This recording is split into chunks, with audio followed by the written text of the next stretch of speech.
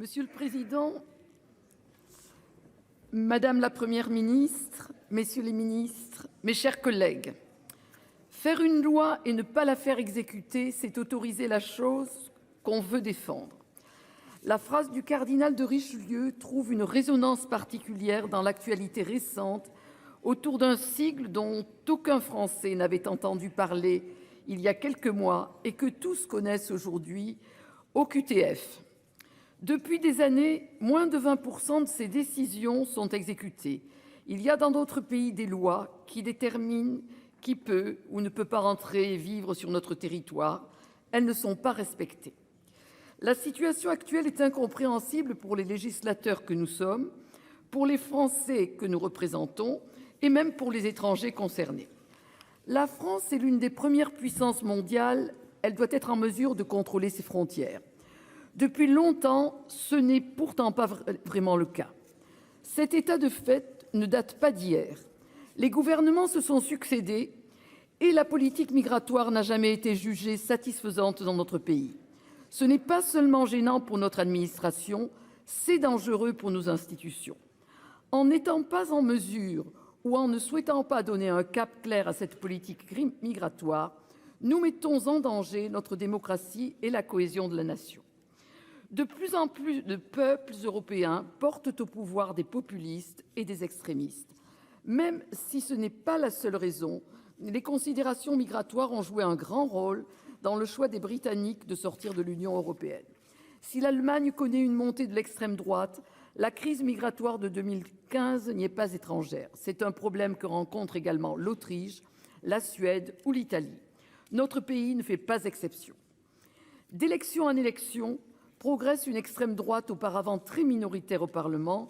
Aujourd'hui, elle représente le deuxième groupe de l'Assemblée nationale. Certains sont parfois tentés de copier ces réponses simplistes en espérant que les Français préféreront la copie à l'original. C'est un pari hasardeux au succès très peu probable. Entre la porte grande ouverte proposée par une extrême gauche qui refuse de voir que notre pays, comme aucun pays d'ailleurs, n'a pas les moyens ni économiques ni politiques d'accueillir le monde entier, et la fermeture à double tour réclamée par l'autre côté de l'hémicycle devenu marchand d'angoisse, nos concitoyens ont le droit de se voir proposer une alternative crédible. Pour cela, il faut d'abord dire clairement que l'immigration ne doit à aucun prix se faire au détriment de la cohésion de notre nation. C'est à la France qu'il revient de décider d'accueillir ou non des migrants sur son territoire. C'est à nous de fixer les conditions de cet accueil et nous ne devons pas accepter que l'immigration puisse remettre en cause la façon dont notre société a choisi de vivre. Dans des conditions qui doivent rester contrôlées, la France accorde à certains étrangers l'asile sur son territoire. Cette procédure, par sa nature, mais aussi pour demeurer soutenable, ne peut être qu'exceptionnelle. Sans la maîtrise des frontières qui permet de choisir d'accueillir ou non des migrants, notre société risque de se déliter. Il nous faut au contraire trouver une formule qui nous permette de tirer au mieux parti de l'immigration. Bon nombre de nos entreprises font face à une pénurie de main-d'œuvre. Pour poursuivre leur activité, pour conserver leur compétitivité, beaucoup de nos entrepreneurs recourent à l'immigration. L'exemple britannique est édifiant à cet égard. En choisissant son immigration, la France pourrait sélectionner les compétences dont elle a besoin. Cela permettra à notre économie de maintenir son dynamisme et de pourvoir aux emplois pour lesquels une pénurie de main-d'œuvre est constatée dans l'ensemble de l'Europe. Par ailleurs, le travail éloigne de nous trois grands mots: l'ennui, le vice et le besoin, disait Voltaire. Le travail constitue en effet l'un des meilleurs facteurs d'intégration. Cependant, les capacités professionnelles seules ne sauraient suffire. Il faut établir clairement les termes du contrat. Pour entrer dans notre société, les immigrants doivent en accepter les règles, en partager les valeurs et en embrasser la culture. Ce sont eux qui souhaitent nous rejoindre et ils demeurent libres de choisir où ils veulent aller. Il ne s'agit pas là seulement de protéger notre mode de vie. Ces conditions sont également nécessaires à l'intégration des immigrés par notre société et leur permettront de devenir ainsi des citoyens à part entière. Pour que cela fonctionne, nous devons veiller à ce que celles et ceux qui seront entrés en France, en respectant ces engagements, ne fassent l'objet d'aucune discrimination. Si tous ces prérequis ne sont pas satisfaits, nos concitoyens continueront d'avoir le sentiment de subir l'immigration et les immigrés ne parviendront pas à se fondre au sein de notre société. Je l'ai déjà dit, la problématique migratoire ne concerne pas seulement la France.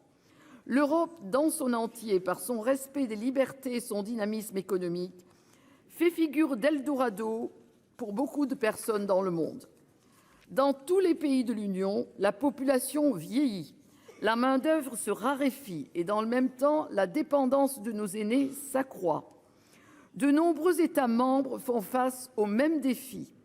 Il nous faut donc trouver ensemble des solutions qui protègent notre mode de vie, à la fois contre ses propres limites, mais aussi contre les ingérences étrangères.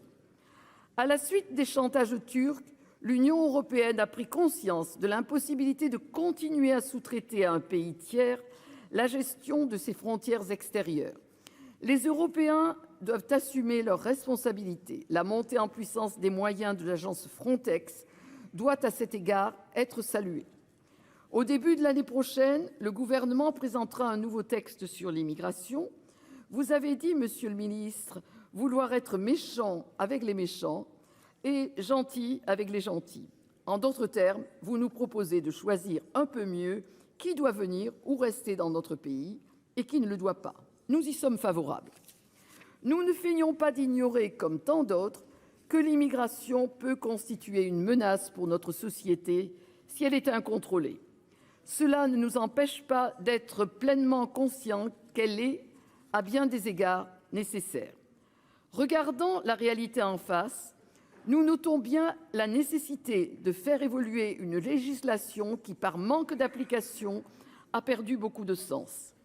Nous vous soutiendrons donc dans votre démarche. Avec une extrême droite en progression croissante et une extrême gauche chaque jour plus irresponsable, nous sommes tous ensemble contraints de réussir là où nos prédécesseurs échouent depuis 40 ans. Je vous remercie. Merci, ma chère collègue. Je vais donner maintenant la parole à notre collègue Maryse Carrère pour le groupe du Rassemblement démocratique et social européen.